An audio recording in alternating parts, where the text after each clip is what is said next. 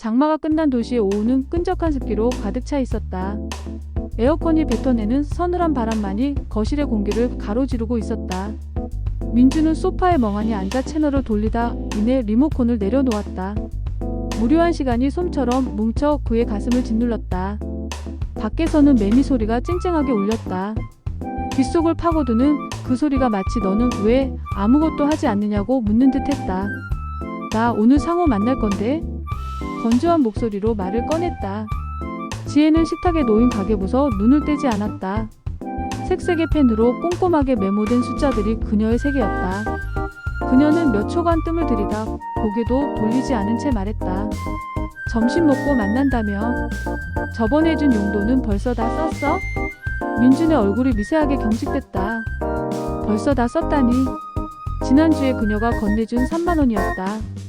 그는 그 돈을 아껴 쓰다 커피 한 잔에 썼고 남은 돈은 교통비로 썼다. 아니, 애초에 그건 용돈이 아니었다.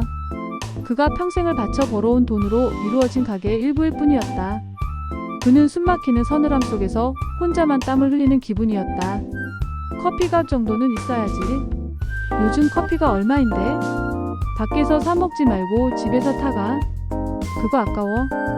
밖에선 돈 쓸 일 없잖아. 당신 돈 쓸 일이 없다. 그 말이 비수처럼 날아와 가슴에 박혔다. 그는 한때 두둑한 지갑을 가지고 있었다. 거래처 사람들과 밥을 사고 후배들에게 밥을 샀다. 그에게 돈은 단순한 지폐가 아니라 관계와 권위의 상징이었다. 그런데 지금 그는 단돈 5천 원짜리 커피 한 잔 때문에 아내의 허락을 구걸하고 있었다. 그의 지갑은 텅 비어 있었고 그 안에 들어있어야 할 신분증과 현금, 카드들은 모두 아내가 쥔 다른 지갑 속에 있었다. 그것은 마치 자신의 심장이 다른 사람의 손에 쥐어있는 것처럼 불안하고 이상한 느낌을 주었다.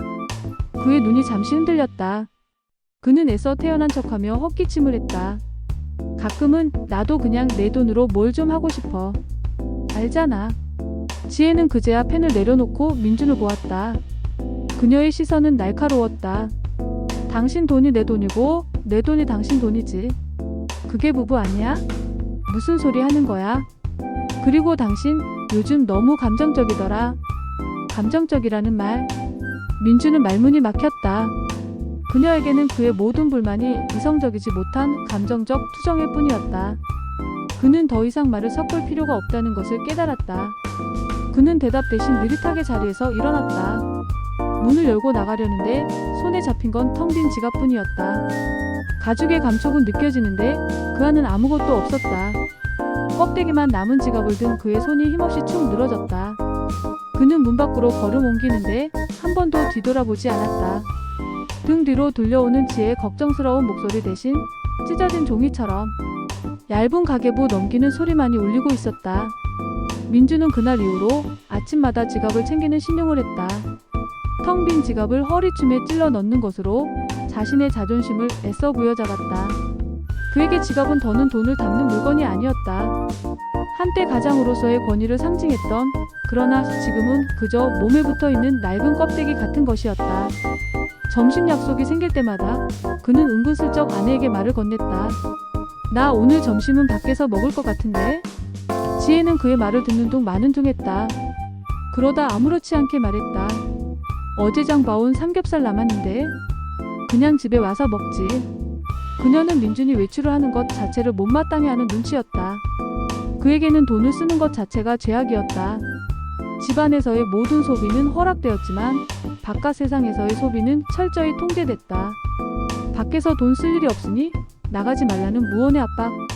그는 마치 아내가 만들어 놓은 투명한 유리 상자 안에 갇힌 것 같았다. 쨍한 햇살은 들어오는데 바깥 세상과 연결될 구멍이 단 하나도 없는. 그는 답답함에 몸서리쳤다. 결국 그는 비장의 카드를 꺼냈다. 상호가 골프 치러 가자는데. 웬 골프?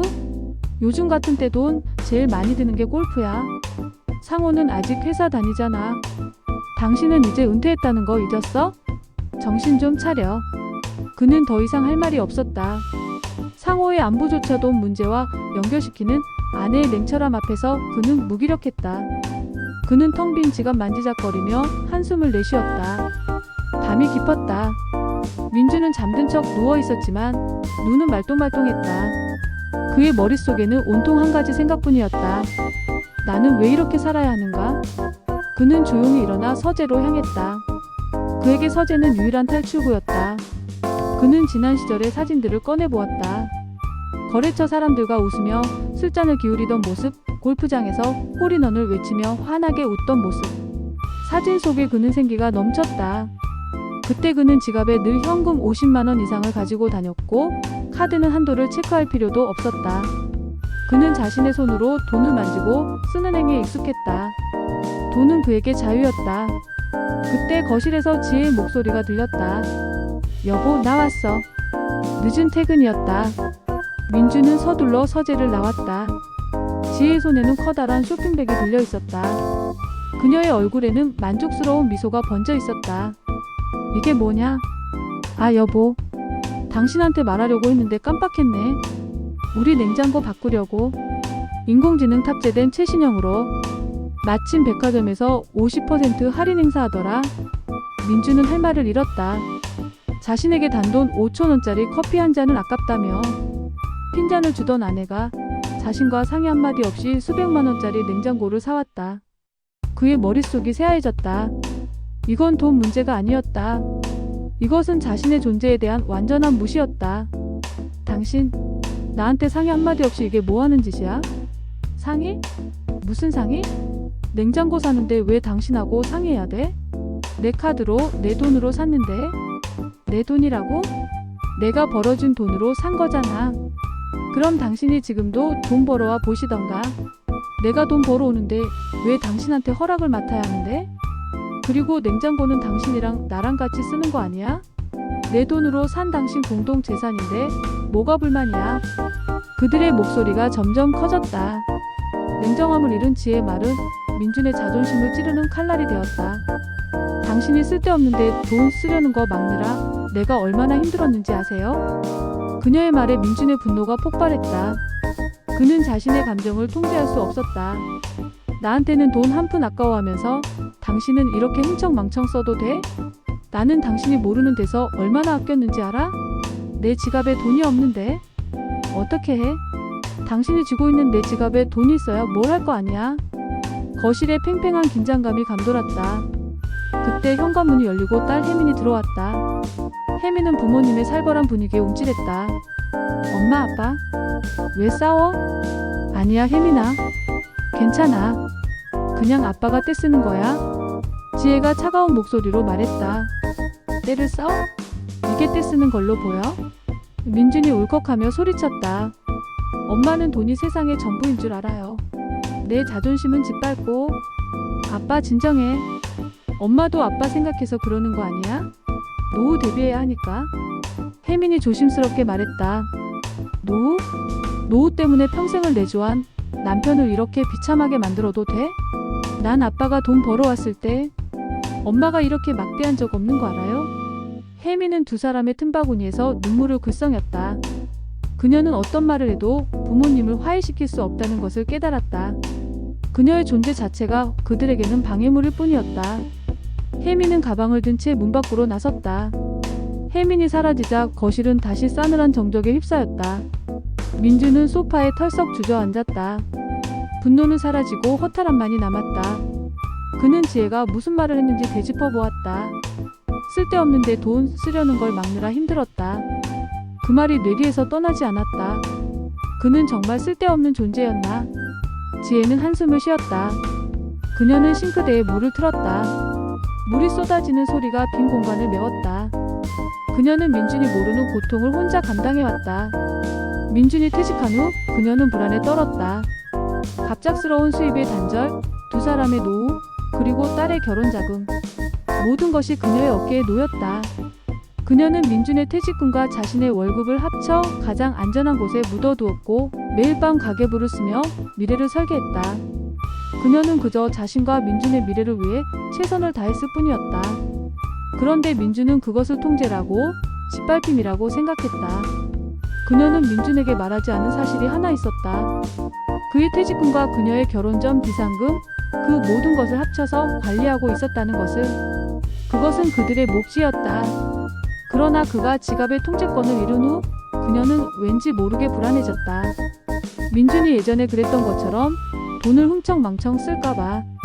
그 불안감은 결국 그를 향한 불신으로 이어졌다. 늦은 밤 민준은 잠들지 못했다.